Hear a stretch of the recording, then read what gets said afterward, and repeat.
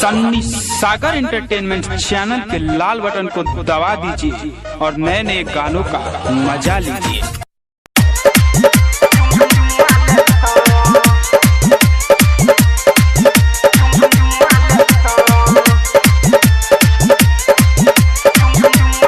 अभी आप सुन रहे हैं राइटर सनी सागर को।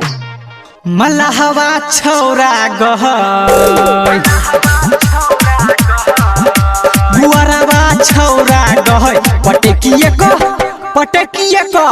पटकिए क चुम्मा लेतो दूसधवा छौरा गहय पटकिए क चुम्मा लेतो वीवो ओप्पो जियो के मोबाइल देतो वीवो ओप्पो जियो के मोबाइल देतो चमरवा छौरा गहय पटकिए क चुम्मा लेतो मलहवा छौरा गहय पटकिए क चुम्मा लेतो।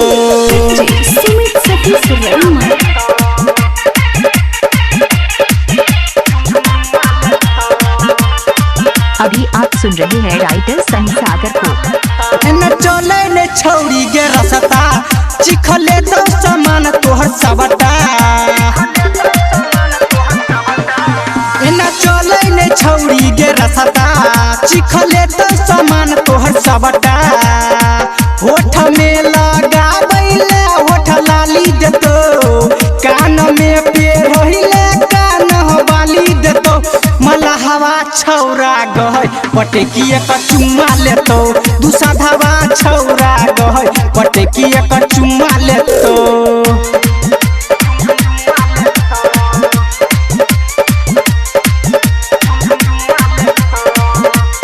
अभी आप सुन रहे हैं राइटर सनी सागर को। चनदुआ के बात मन गोरी नहीं तो लुट लेतो बल जोरी